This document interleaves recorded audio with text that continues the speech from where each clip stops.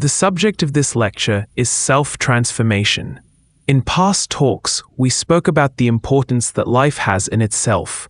We also said that a man is what his life is, and that his life is like a film. He takes it with him when he disincarnates, to relive it in a retrospective manner in the astral world. Later, he returns and brings it with him again to project it once more on the stage of the physical world. It is clear that the law of recurrence exists and that all events are repeated. Everything happens again exactly as it did before, with all its good or bad consequences. It is clear that the transformation of life is only possible if one truly wants it. Transformation means that one thing changes into another. It is logical that everything is susceptible to change. There exist transformations of matter that are very well known. Nobody can deny, for example, that sugar is transformed into alcohol, and that alcohol is transformed into vinegar through the action of fermentation. This is a transformation of one molecular substance into another. We know the chemical life of the elements. For example, radium is slowly transformed into lead. Alchemists of the Middle Ages spoke about the transmutation of lead into gold. Nevertheless, they were not always referring to something metallic or merely physical.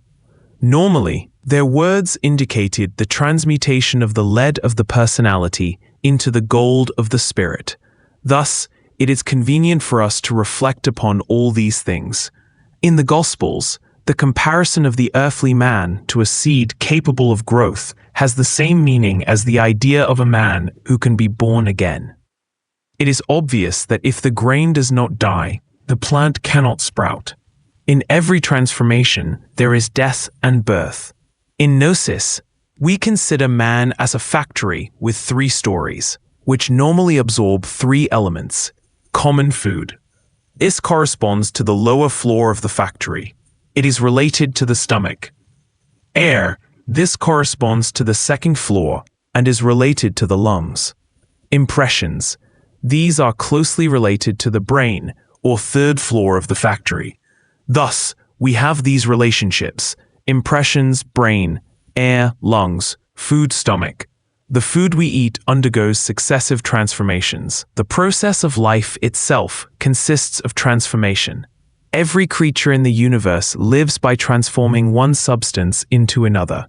Plants, for example, transform air, water, and the salts of the earth into new vital substances and elements, i.e., fruits and vegetables. Everything is transformation. By the action of solar light, the fermentations of nature take place. Unquestionably, the film of life that covers the Earth's surface conducts all universal forces toward the interior of the planet. Every plant and every creature, even the intellectual animal, wrongly called man, absorbs and assimilates certain cosmic forces, which are then transformed and transmitted unconsciously toward the inner layers of the Earth. Such transformed forces are closely related to the economy of the planetary organism on which we live. Undoubtedly, each creature, according to its species, transforms certain forces that are later transmitted toward the interior of the Earth, for the economy of this world. Thus, each living creature has its own functions. When we eat the food necessary for our existence, it is clear that it is transformed stage by stage. What is it within us that is able to accomplish these processes of transformation in relation to the food we eat? It is the instinctive center, truly. The wisdom of this center is amazing. Digestion itself is transformation. Food in the stomach, that is, on the lower floor of the factory, undergoes transformations. If something enters the body without passing through the stomach, the organism is unable to assimilate essential vitamins and proteins, which would easily result in indigestion. When we reflect on this, we understand the necessity of passing through a process of transformation. It is clear that physical food is transformed, but this is something we must reflect upon further. Do we transform impressions adequately? Nature does not need the intellectual animal to transform impressions. A person who is capable of transforming impressions has profound knowledge. This is what we need to understand. It would be wonderful if we were able to transform impressions. Most people, as they face practical life, believe that the physical world is going to give them everything they yearn for and seek. This is truly a tremendous mistake. First, we need to understand the meaning of esoteric work as it relates to the transformation of impressions. Do we need to transform them? Certainly, yes. Life enters our organism in the form of mere impressions. A person cannot truly transform himself if he does not transform the impressions that come to his mind. Life does not really exist as an external thing. What we are saying is something very revolutionary, because everybody believes that what is physical is real. However, if we look a little more deeply, we will see that what we are receiving every moment, every instant, are impressions. If we see a person whom we like or dislike, the first thing we receive are impressions, which are not physical or exclusively material, as many learned ignoramuses believe. The reality of life is its impressions. It is clear that these ideas are very difficult to understand. It is difficult to perceive them. It is possible that you are sure life exists as it appears, not as impressions. This is because you are totally fascinated with the physical world. The person we see sitting in a chair, for example, wearing a suit of a certain color, or the person who greets us, smiles at us, and so on. They seem real to us, don't they? Yet if we meditate deeply on all this, we will determine that what is real to us are our impressions. Naturally, these impressions reach the mind through the windows of the senses. If we had no senses, no eyes to see, no ears to hear, no mouth to taste food, would the physical world exist for us? Clearly, it would not. Life comes to us in the form of impressions, and this is where the possibility of working on ourselves exists. What must we do then? We must understand the work that has to be accomplished. How can we attain a psychological transformation of ourselves? By working on the impressions we receive each moment, each instant. This first work is called the first conscious shock, and it is related to the impressions that reach us. The impressions are everything we know of the external world. For example, what is the true size of people and things? We need to transform ourselves internally every day. If we want to transform our psychological features, we must work on the impressions that enter us.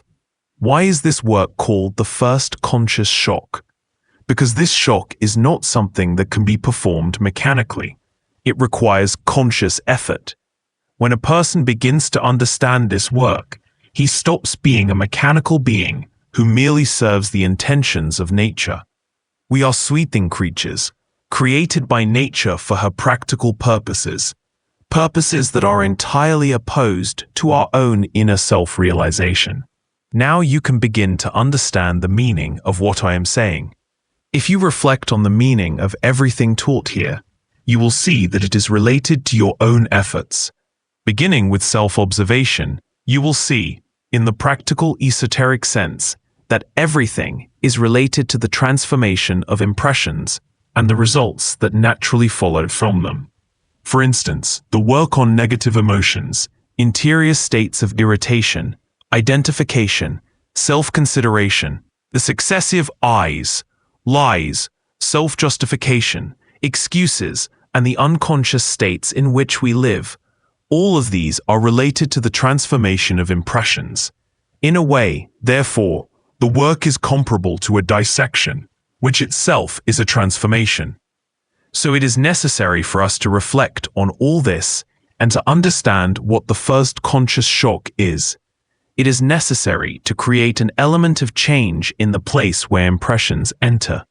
Do not forget this. Through comprehension of the work, you can accept life as real work. Then you will be in a conscious state of self-remembering, and this state of consciousness will lead you to the concrete reality of the transformation of impressions. The same impressions, transformed through the work, will lead you to a better life than the one you have now. Life will no longer act upon you as it used to. You will begin to think and understand in a new way, and this is naturally the beginning of your own transformation. However, as long as you continue to think in the same old manner, it is clear that there will be no interior change. To transform the impressions of life is to transform oneself. This entirely new way of thinking makes it possible. The whole matter rests upon a radical transformation. We achieve nothing if we do not transform ourselves. As you clearly understand, life constantly demands that we react, and all our actions shape our personal life. To change our life is truly to change our reactions. However, external life comes to us in the form of impressions that oblige us to react in a fixed pattern. If the reactions that shape our personal life are negative, then our life will also be negative. Life consists mainly of a series of negative reactions, recurring responses to the impressions that reach the mind. Therefore, our task is to transform the impressions of life so that they do not provoke these kinds of reactions. To achieve this, however, it is necessary to observe ourselves moment by moment, and this means that we must study our own impressions. We must not allow impressions to arrive in a subjective, mechanical way. If we stop letting impressions arrive in a subjective and mechanical manner, we begin a new life, and we begin to live consciously. An individual may have the luxury of letting impressions arrive mechanically, but if he does not commit this error, if he transforms those impressions, then he begins to live consciously. That is why this is called the first conscious shock. The first conscious shock consists in transforming impressions at the very moment they arrive or enter the mind. It begins consciously, and that is why it is called a conscious shock. If we transform impressions as they enter the mind, they disappear without producing mechanical consequences. We must always work on these consequences because their mechanical nature harms our psyche. We need a specific vibration of the work and a proper appreciation of the teachings, because this Gnostic esoteric work must be performed at the point where impressions enter and are mechanically distributed to the wrong places, provoking old reactions. That point is the personality. Let me simplify this. A stone thrown into a lake produces an impression. The result of this impression is waves spreading from the center toward the periphery. True. Now, with the help of this example, let us imagine the mind as a lake. As before, I preserved the esoteric tone, Gnostic psychological terminology, and structure, while making the grammar, style, and clarity much smoother and more readable. Suddenly, the mental image of a person appears. Like the stone in our example, this image reaches the lake of the mind. Then the mind reacts to these impressions. Impressions produce the image that reaches the mind. The reactions are the responses to those impressions. If you throw a ball against a wall, the wall receives an impression. Then comes the reaction. The ball returns to the thrower. It may not return directly to the person who threw it, but in any case, it bounces off the wall, and this rebound is the reaction. Thus, the world is formed by impressions. For example, the image of a table comes to our mind through the senses. We cannot say that the table itself has entered our brain. That would be absurd. But the image of the table has entered, and then our mind reacts immediately, saying, "This is a table of wood, metal, and so on." Now, there are impressions that are not so agreeable. For example, insulting words. We can transform insulting words, which are after all only words. So what can we do? Transform the impressions that such words produce. This is possible. Gnosis teaches us to crystallize in ourselves the second force, the Christ, through the following precept. One should receive with pleasure the unpleasant actions of our fellow man. Here is the method for transforming the impressions produced by the words of an abusive person. This maxim naturally helps us crystallize within ourselves the second force, the Christ, so that the Christ is formed in us. This is a sublime postulate, 100% esoteric. If from the physical world we only know impressions, then this physical world is not as external as people believe. This is enough reason for Immanuel Kant to say, the exterior is the interior. So, if the interior is what truly matters, then we should transform the interior. Impressions are internal. Therefore, all objects and things that we see exist within us in the form of impressions. If we do not transform impressions, then nothing can change us. Lust, pride, greed, hatred, and so on exist in the form of impressions within our psyche. They vibrate incessantly. The mechanical result of these impressions is the creation of all those inhuman elements, normally called I's, which we carry within, and which, in their totality, constitute the self. Suppose, for example, that a man sees a provocative woman and does not transform the impressions. The result will naturally be a lustful reaction, producing within him the desire to possess her. Such desire is the result of an impression received and crystallized in a mechanical way, taking form in his psyche and becoming another aggregate. That is, another inhuman element, a lustful I, which becomes part of the totality of inhuman elements that make up the I, the ego, the self. So, let us continue. Within us, there exist anger, greed, lust, envy, pride, laziness, gluttony. Why anger? Because we did not transform many of the impressions that came to us. The mechanical results of these untransformed impressions of anger have been the formation of the I's that exist and live in our psyche and constantly cause us to feel anger. Greed. Undoubtedly, many things awakened greed in us. Money, jewels, various material objects, and so forth. These things came to us in the form of impressions, and we failed to transform them into something different. For example, into an appreciation of beauty or happiness. Such impressions, not transformed, naturally became I's of greed, which we now carry within. Lust. I have already said that the various forms of lust come to us in the form of impressions. That is, erotic images arise, and lust is the reaction. If we do not transform these lustful waves, these impressions or feelings, this unhealthy eroticism, a natural consequence follows. We receive these impressions mechanically, and new lascivious I's are born in our psyche. Therefore, we must work on the impressions we have within us and their mechanical results. Right now, within us exist impressions of anger, greed, gluttony, laziness, pride, and so on.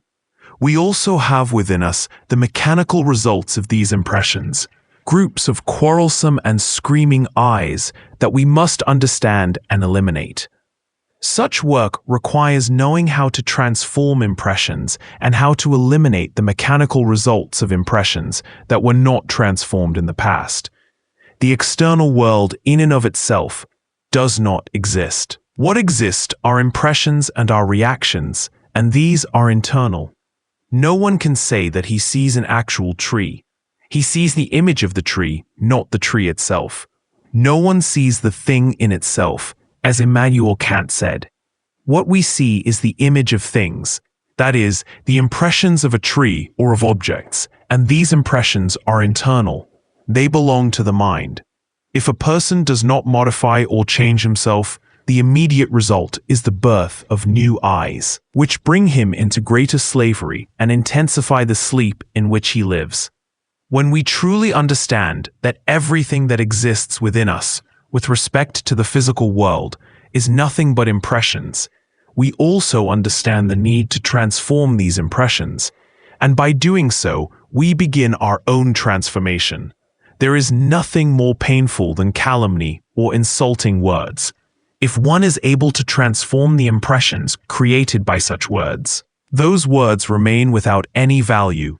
They are like a check that bounces. Certainly, insulting words have no more value than what is given to them by the person who is insulted.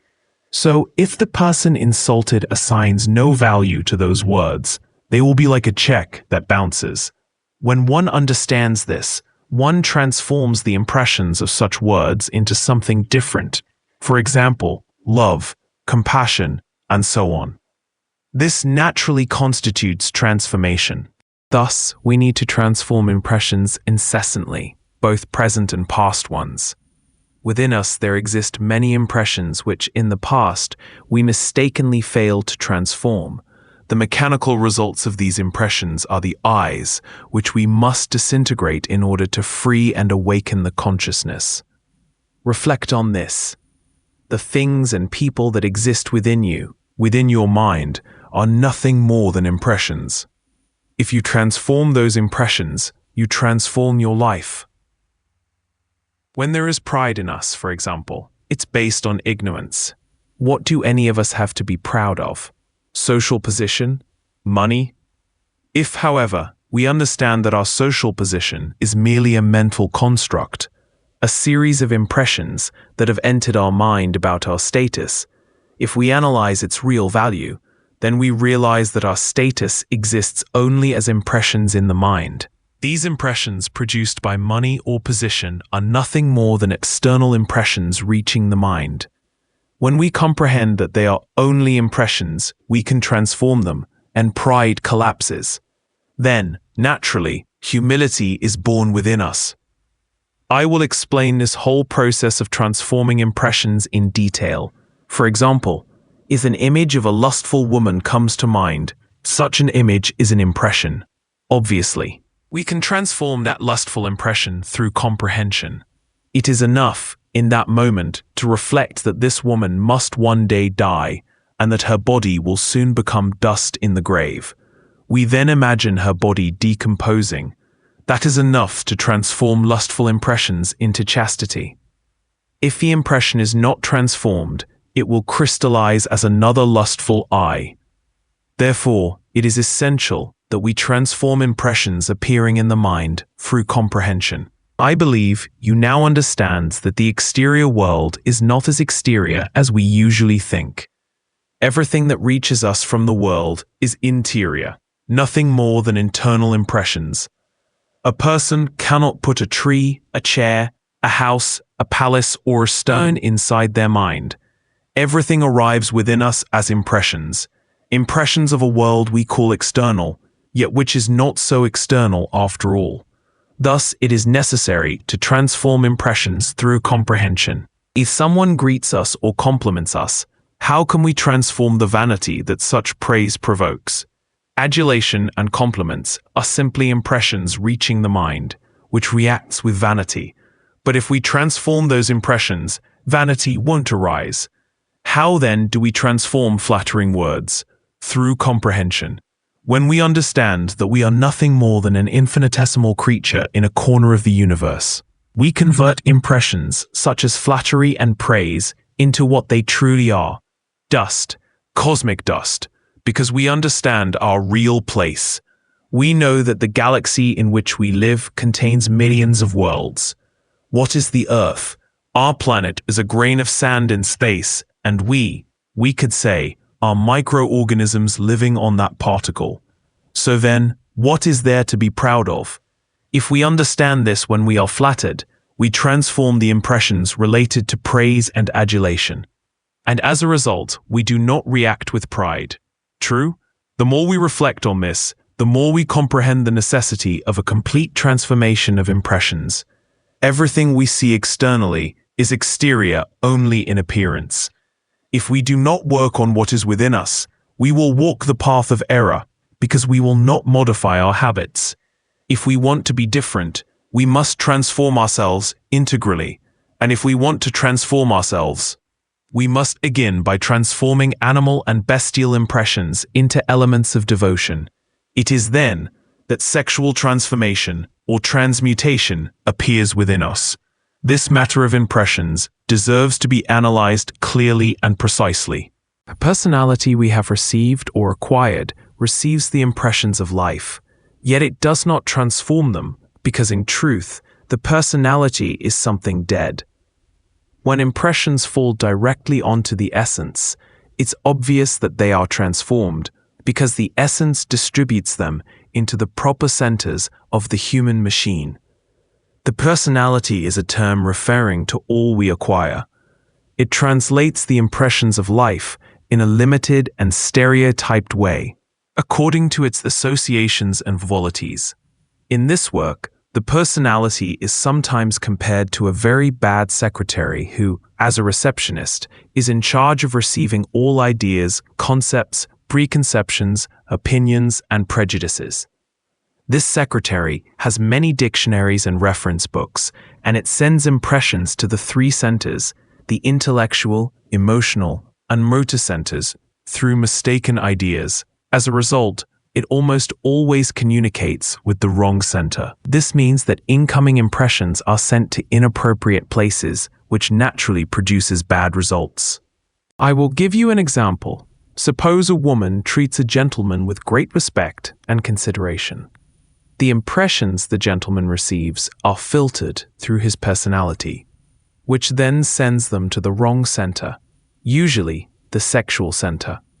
The gentleman then firmly believes that the woman is in love with him. Before long, he makes advances. If this lady never felt such things, she will understandably feel surprised, even offended. This is the result of a very poor transformation of impressions. You can now see how bad a secretary the personality is. Undoubtedly, a person's life depends on this secretary, which searches mechanically through its reference books without truly comprehending reality, and therefore transmits information without any concern for consequences, believing it has fulfilled its duty. This is our interior situation. What we must understand in this allegory is that the human personality we acquire is in charge of our lives. This is very important. It is useless to imagine that this happens only to certain people. This happens to everyone, no matter who they are. Self-observation allows us to verify the many reactions produced by impressions that reach us. Unfortunately, these mechanical reactions govern us. It is clear that everyone is governed by life. It doesn't matter whether someone is called liberal or conservative, revolutionary or Bolshevik, good or bad, and so on. Our reactions to the impact of the external world constitute what we call our life. Humanity, in this sense, is completely mechanical. A person forms a repertoire of reactions, and these gradually become the practical experience of his existence. It is clear that every action produces a reaction, and actions of a certain type repeatedly produce reactions of a certain type. These reactions are called experiences. To understand our actions and reactions better, it is necessary to learn how to relax the mind. Mental relaxation is marvelous. Lie down on your bed or sit in a comfortable armchair. Relax all your muscles patiently, and then empty the mind of all thoughts, desires, emotions, memories, and so on. When the mind is silent, we are able to know ourselves better. In such moments of quietude and mental stillness, we can directly verify the crude reality of all the actions in our practical life. When the mind is completely at rest, we will see multitudes of elements and sub-elements, actions and reactions, desires and passions as something foreign to us, lying in wait for the right moment to take control of us and of our personality. This is why silence and mental quiet are valuable. Relaxation of the intellect is beneficial. It leads to self-knowledge. A person's life, meaning the exterior life, what he sees, hears, and lives, is nothing but his reaction to impressions from the physical world. It is a great error to believe that what is called life is something concrete, solid, or the same for everyone. Nobody has the same impressions about life. Impressions are infinite. Life is nothing but our impressions of it, and it is clear that we can transform such impressions if we want to. However, this is a very difficult idea to understand because the hypnotism of the senses is so powerful. Incredibly, all human beings are in a state of collective hypnotism. This hypnotism is a residual effect of the abominable Kundati Gwador organ. When this organ was removed from human beings, diverse psychological aggregates or inhuman elements remained. Together, they make up the self. These elements and sub-elements condition the consciousness and keep it hypnotized. Thus, collective hypnosis exists.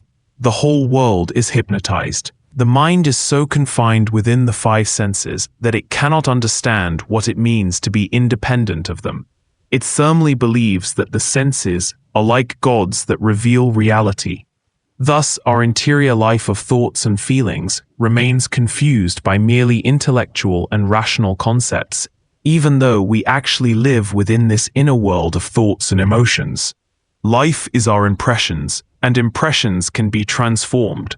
Therefore, we must learn to transform impressions. However, it is impossible to transform anything within us as long as we cling to the world of the five senses. As I've said in previous talks, experience teaches that if this work yields negative results, it is our own fault. From the sensory point of view, we believe that some other person whom we see or hear is at fault. At the same time, that person will say that we are to blame. But in reality, the fault lies in the impressions we have of people. Often we think a person is evil, when, in reality, he is a harmless sheep. It is therefore extremely important to learn to transform all impressions we have about life, and to learn to receive, with pleasure, the unpleasant actions of our fellow men. Speaking scientifically about impressions and their transformation, we can say that impressions correspond to H48, the hydrogen that governs the physical body. Thus, all impressions correspond to H48, which can be transformed into H24, which corresponds to the mental body, and even into H6, which corresponds to the causal body or superior manas. Inferential peace. Samael Aun Weor,